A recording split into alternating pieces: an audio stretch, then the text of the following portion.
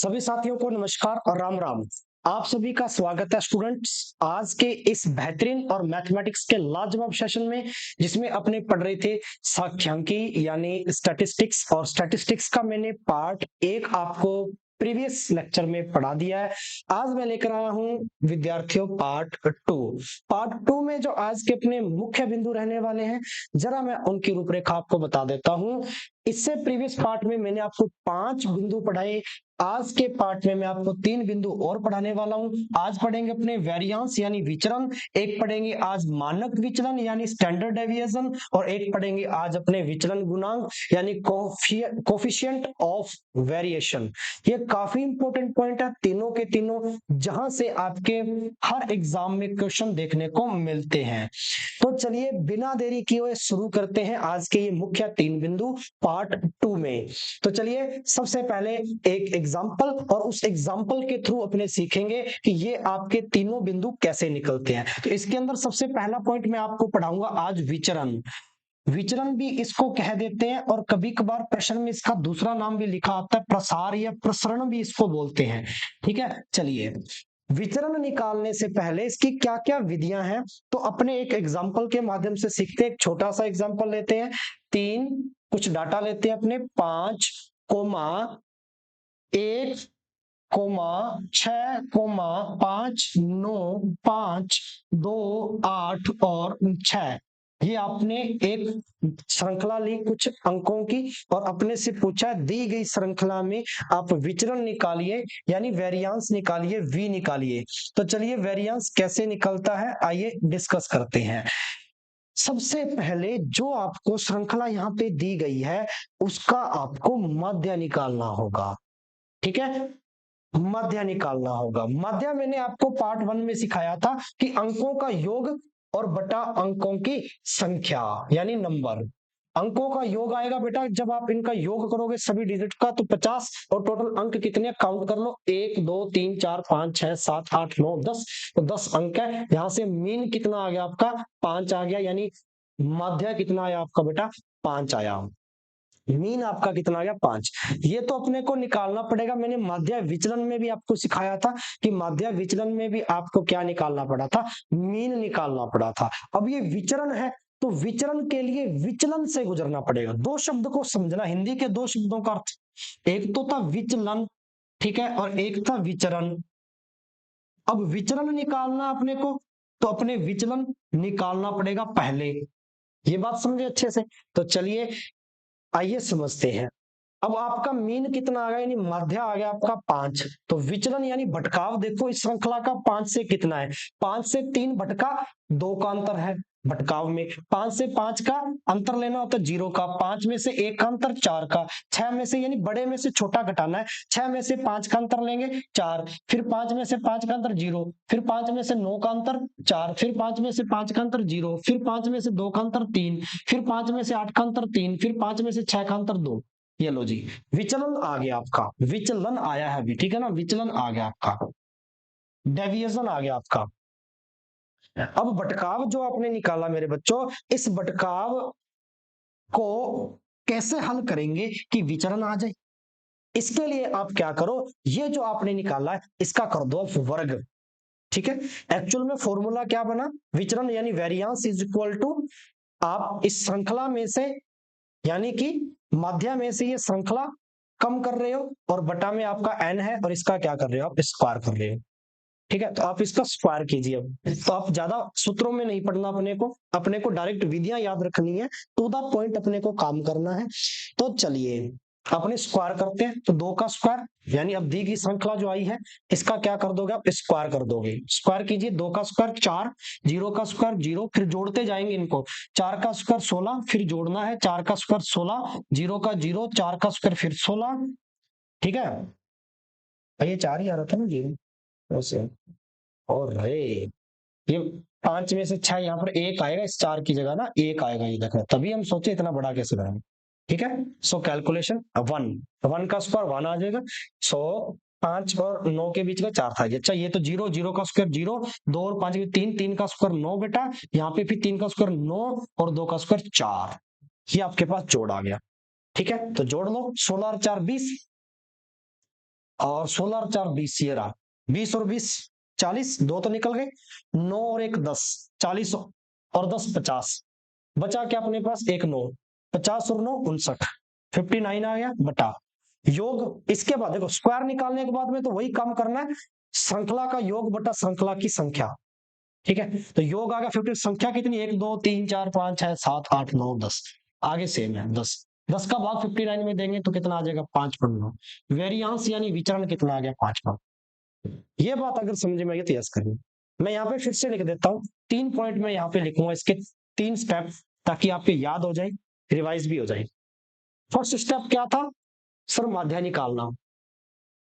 माध्य के बाद में माध्य से श्रृंखला का क्या लेना होता है, अंतर यानी विचलन, भटकाव देखना था, विचलन निकालना। नंबर 2, जो विचलन आया, ये विचलन आया, इस विचलन का क्या किया आपने, स्क्वायर किया यानी वर्ग किया।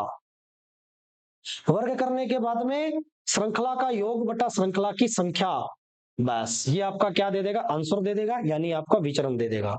आपको 4 ही स्टेप फॉलो करने थे।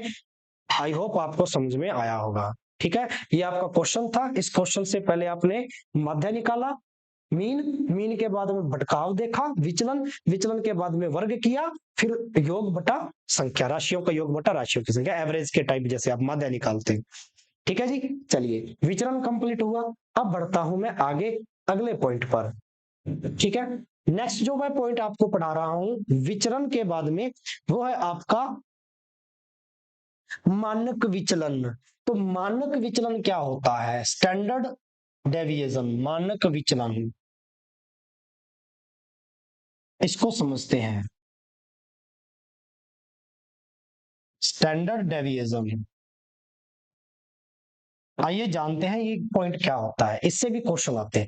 देखो मानक विचलन जब आपने निकाला था, या सॉरी जब आपने विचरण निकाला था, विचरण, विचरण को आप इंग्लिश में बोलते हैं वेरियांस यानी वी।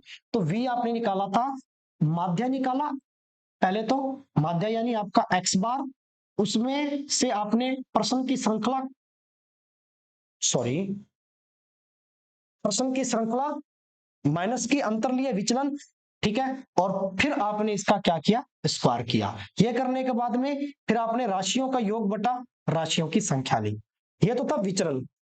अब इसका मैं अंडर रूट कर दूं तो मेरे पास क्या आ जाएगा, मानक। छोटी सी बात है, यानी इस v का मुझे अंडर रूट करना है, मेरे पास मानक विचलन आ जाए, स्टैंडर्ड डेविएशन।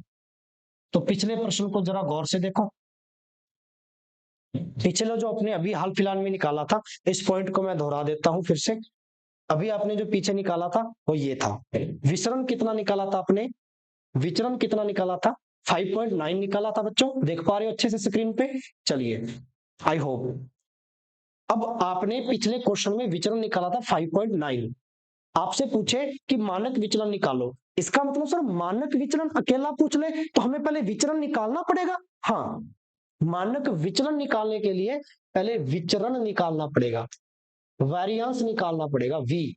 ठीक है, तो v आ गया 5.9। अब v का क्या करना, अंडर रूट, अंडर रूट कर दो 5.9 का अंडर रूट, यानी अंडर रूट 5.9 जो आएगा वो आएगा आपका स्टैंडर्ड डेविएशन। ठीक है, यानी कि मानक विचलन। क्या आया बच्चों, मानक विचलन। क्या ये बात समझ में आई मेरी? चलिए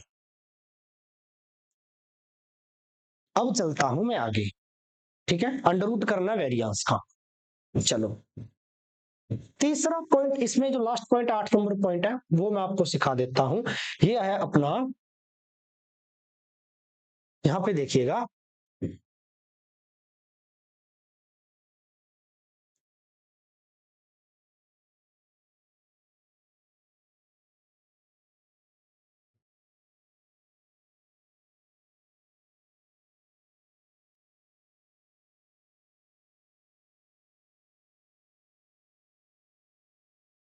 एक मिनट।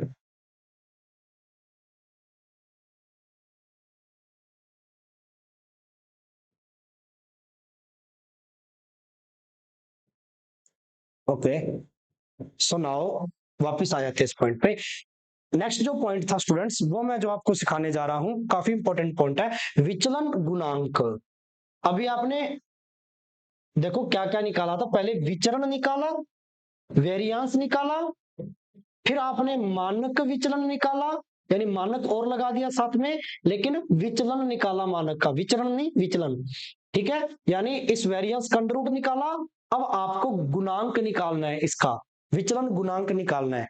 ठीक है, तो चलिए विचलन गुणांक इसको बोलते हैं, यानी कोफिशिएंट ऑफ द वेरिएशन, इसको बोलते हैं विचलन गुणांक, विचलन गुणांक। आइए विचलन गुणांक देखते हैं, coefficient of variation, coefficient of variation. तो देखो कोफिशिएंट ऑफ वेरिएशन में क्या होता है, इसमें हमेशा ये जो डाटा आता है वो परसेंटेज में आता है। सबसे पहली बात तो ये आप याद रखना।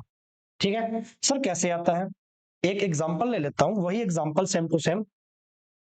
ठीक है, एक एग्जांपल से सीखो तो ज्यादा बेहतर है। 351659582826, यस और नो, ये आपका कुछ डाटा दे दिया, आंकड़े दे दिए। ये क्या कहता है, कोफिशिएंट ऑफ वेरिएंस क्या कहता है, कोफिशिएंट्स ऑफ वेरिएशन कहता है कि सर जो आपने मानक विचलन निकाला था ना, ये अंडर रूट वी निकाला था, जो अंडर रूट वी मानक विचलन, इसमें मध्य का भाग दे दीजिए, और आपको परसेंटेज बनाना, ये परसेंटेज में आता है, तो परसेंटेज बनाने के लिए गुना किसका करना पड़ेगा उसमें, ये आपके पास आ गया विचलन गुणांक, गुणांक लग गया, इसलिए परसेंटेज बनाना पड़ेगा, कोफिशिएंट ऑफ वेरिएशन। बस, अब इस डाटा का अगर आपको याद होगा, इस डाटा का आपने v निकाला था अंडर रूट 5.9 बटा माध्य निकाला था, मीन निकाला था कितना 5 इंटू 100, काटेंगे कितना आ जाएगा 20, 20 का गुना कर देंगे तो ये आ जाएगा 20 अंडर रूट 5.9, परसेंटेज में आया है ये, इतना आपका क्या आ जाएगा बेटा, विचलन गुणांक आ जाएगा, याद रखना। यानी अकेला अगर ये पूछ ले आपसे तो आपको क्या निकालना पड़ेगा डाटा का, पहले पहले मानक विचलन निकालना पड़ेगा, मानक विचलन निकालने के लिए विचरण निकालना पड़ेगा। मैंने कहा था ना, स्टैटिस्टिक्स एक पॉइंट से अगले पॉइंट से कनेक्ट करता, फिर कनेक्ट करता, फिर कनेक्ट करता है, इसलिए सारे पॉइंट अच्छे से समझने हैं। विचरण, विचरण के बाद में मानक विचलन, मानक विचलन के बाद में माध्य तो आप पहले निकाल के रख लोगे तो ज्यादा बेहतर है आंकड़ों का। फिर आपको मानक विचलन अंडर रूट करना था विचलन का, तो मानक विचलन आ गया, इजी है मानक विचलन, तो अंडर रूट वी बटा में माध्य, और परसेंटेज में आता है विचलन गुणांक, इसलिए गुना क्या कर दोगे मेरे बच्चों, 100 कर दोगे। आई होप आपको ये आंकड़ा अच्छे से समझ में आया होगा। कंप्लीट है, यहां तक कंप्लीट है सारी चीजें। तो 3 पॉइंट मैंने आपको इसके और अच्छे से पढ़ा दिए, एक तो विचलन, एक मानक विचलन, एक विचलन गुणांक, एक क्या विचलन है, गुणांक। ठीक है जी, चलिए अब इन 3 पॉइंट्स के जो पार्ट 1 में पढ़ाई मैंने 5 पॉइंट, पार्ट 2 में मैंने पढ़ाई 3 पॉइंट, 8 पॉइंट को आपको अच्छे से 2 भागों में इस वीडियोस को देखना है। जहां समझ में ना आए, जहां कंफ्यूजन आए, लिखित में है ये सारी चीजें, वीडियो को पॉज करो, नोट्स बनाओ, फिर से देखो, 1 से 2 बार देखोगे तो आपको डेफिनेटली चीजें लर्न हो जाएंगी, याद आ जाएंगी सारी, फिर आप इसके क्वेश्चन लगा के देखो किताब में से, आपके एकदम राइट आएंगे। ठीक है, कंप्लीट है यहां तक। चलिए तो बेटा मिलते हैं फिर एक अगले चैप्टर के साथ में मैथमेटिक्स के। तो जो स्टूडेंट इसको देख रहा हो कृपया करके ज्यादा से ज्यादा शेयर करना, बट शेयर करने से पहले एक बात मैं आपको बता दूं, ठीक है, इसके क्वेश्चन जरूर लगाना। अगर आपने इसकी प्रैक्टिस नहीं की तो मान के चलिए ये टॉपिक आपके लिए बिल्कुल जीरो हो जाएगा, क्योंकि सारे नियम है और स्टेप बाय स्टेप है, हर एक पॉइंट से अगला पॉइंट कनेक्टेड है, फिर अगला पॉइंट कनेक्टेड है। अगर आपने इसका अभ्यास तुरंत नहीं किया किताब में से प्रश्नों को देख देख के, तो मान के चलिए आपकी चीजें धीरे धीरे स्किप हो जाएंगी और उसके बाद में ये टॉपिक आपका रेडी नहीं होगा। रेलवे पॉइंट ऑफ व्यू से 3 नंबर का टॉपिक है, एसएससी में एक क्वेश्चन आता है, देख लीजिए कितना महत्वपूर्ण है ये। ठीक है जी, चलिए मिलते हैं फिर, तब तक के लिए शुक्रिया, जय हिंद जय भारत।